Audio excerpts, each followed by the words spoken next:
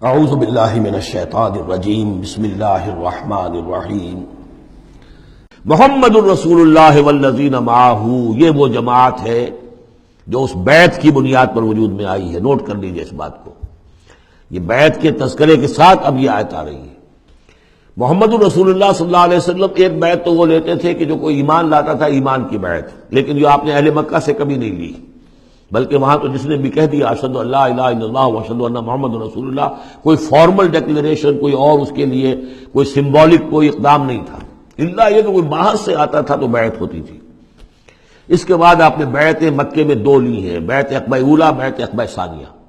اور بیعت عقبہ ثانیہ کی بیعت وہ ہے کہ جس سے اب وہ ایک جماعتی شکل بنی ہے، اس لیے کہ اس کے الفاظ کیا ہیں، متفق علیہ روایت ہے، یہ بخاری اور مسلم دونوں میں۔ راوی اس کے حضرت عبادہ بن ثابت رضی اللہ تعالی عنہ۔ وہ بیعت کیا تھی؟ بایعنا رسول اللہ صلی اللہ علیہ وسلم علی السمع والطاعۃ فی العسر والیسر والمنشط والمکرہ وعلی عثرۃ علینا وعلی لا ننازل امر اہلہ وعلی ان نقول بالحق اینما کنا لا نخاف فی اللہ لومۃ لائم۔ ہم نے بیعت کی تھی اللہ کے رسول سے کہ آپ کا ہر حکم سنیں گے اور مانیں گے، اطاعت کریں گے، فی العسر والیسر، خواہ مشکل ہو اور خواہ آسانی ہو، والمنشط والمکرہ، خواہ ہماری طبیعت آمادہ ہو، خواہ ہمیں اپنی طبیعتوں پر جبر کرنا پڑے، وعلی عثرۃ علینا، خواہ ہم پر دوسروں کو ترجیح دی جائے۔ ہم کبھی نہیں کہیں گے کہ ہم آپ کے پرانے ساتھی ہیں، آپ نے بالکل ایک نووارد کو ہمارے اوپر امیر کیسے مقرر کر دیا، نہیں، اٹس یور پریروگیٹو، یہ آپ کا اختیار ہوگا، جس کو آپ چاہیں امیر بنائیں۔ وعلی اللہ ننازل امر اہلہ، جنہیں آپ والی امر بنا دیں گے، امیر بنا دیں گے، ان سے بھی ہم جھگڑیں گے نہیں، ان سے تعاون کریں گے، ان کی اطاعت کریں گے۔ جیسے کہ ایک اور حدیث میں حضور نے فرمایا، من اطاعنی فقد اطاع اللہ ومن عصانی فقد عصی اللہ، جس نے میری اطاعت کی اس نے اللہ کی اطاعت کی، اور جس نے میری نافرمانی کی اس نے اللہ کی نافرمانی کی۔ ومن اطاع امیری فقد اطاعنی، جس نے میرے مقرر کردہ امیر کی اطاعت کی اس نے میری اطاعت کی۔ ومن عصی امیری فقد عصانی، جس نے میرے مقرر کردہ امیر کی نافرمانی کی اس نے میری نافرمانی کی۔ اب ظاہر بات ہے جب جماعتی زندگی ہوتی ہے تو ایک ہی امیر نہیں ہوتا، اب ایک فوج ہے، ایک سپہ سالار ہے، لیکن اور چھوٹے چھوٹے جو اس کے حصے ہیں، میمنہ پر کوئی اور ہے، میسرہ پر کوئی اور ہے، اب قلب پر کوئی اور ہے، چھوٹے چھوٹے کمانڈرز بھی تو ہیں، چھوٹی سی کمپنی ہے، پلاٹون ہے، پھر بٹالین ہے، بٹالین سے اوپر پھر ریجیمنٹ ہے، ہر جگہ پر جو ہے اس کے جو آفیسرز موجود ہیں، جو کمانڈرز موجود ہیں، ان سب کا سلسلے وار سب اطاعت کا نظام اگر نہیں ہوگا تو وہ فوج کہاں ہوئی؟ اس طرح ایک جماعت ہے، ایک پورے ملک کے اندر جماعت ہے، اس کا امیر ہے، تو اس کے کئی صوبائی اس کی شاخیں اس کے امیر ہیں، تو یہ تو نظام اس طرح چلے گا۔ تو یہاں پر وعلی ان نقول بالحق اینما کنا، اور آخری بات جو تھی اس بیعت کے اندر کہ ہم جہاں کہیں بھی ہوں گے حق بات ضرور کہیں گے، مشورہ مانگا جائے گا مشورہ دیں گے، وی ول ناٹ ہولڈ بیک اور اوپینینز، ہم اپنی رائے دیں گے، حق بات کہیں گے جہاں کہیں ہوں گے، لیکن اس کے بعد جو فیصلہ ہوگا فَإِذَا عَزَمَ الْأَمْرُ، جیسا کہ ہم پڑھ چکے ہیں، جب فیصلہ ہو جائے تو پھر یہ کہ اللہ اور اس کے رسول کی اطاعت لازم ہے۔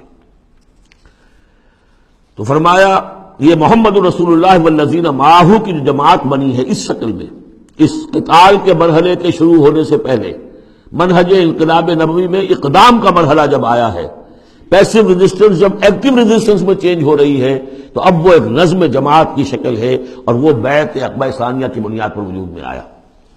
محمد رسول اللہ والذین معہ اشداء علی الکفار رحماء بینہم، اللہ کے رسول، یہ اس میں دو طرح ترجمے اس کے کیے جاتے ہیں، محمد اللہ کے رسول ہیں، یہ ایک جملہ پورا ہو گیا، والذین معہ اشداء علی الکفار رحماء بینہم، اور جو ان کے ساتھ ہیں وہ کافروں پر بہت بھاری ہے اور آپس میں بہت رحم دل ہے۔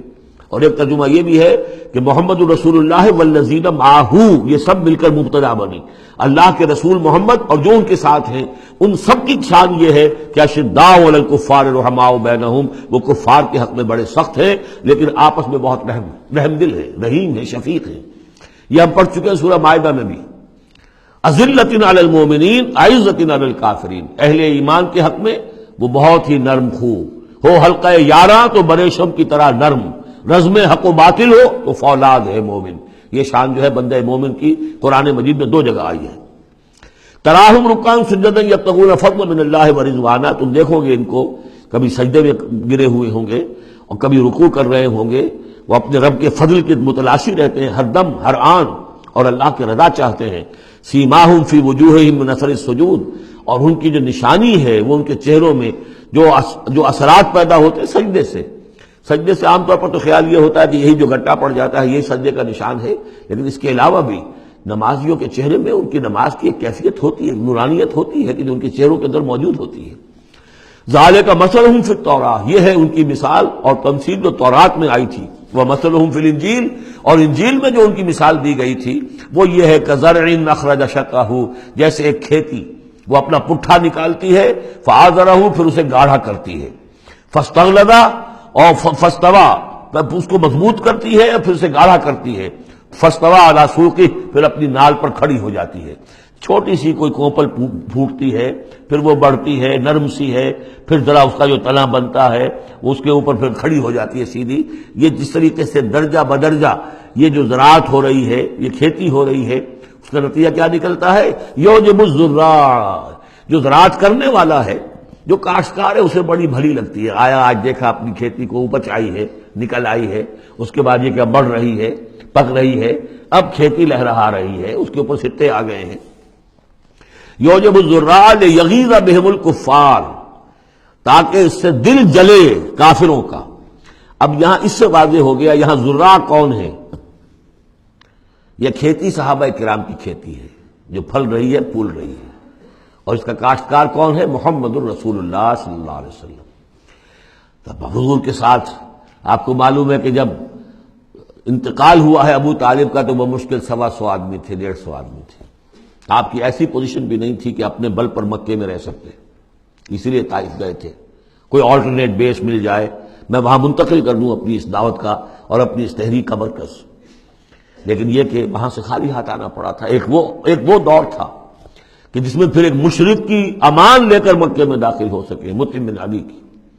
آج ایک دور یہ ہے کہ 1400 یا 1800 آدمی جو ہیں وہ بیعت موت کی ہے انہوں نے، اور ان کو اس پر جو ہے ملال ہے کہ دم کر صلح کیوں کی ہے.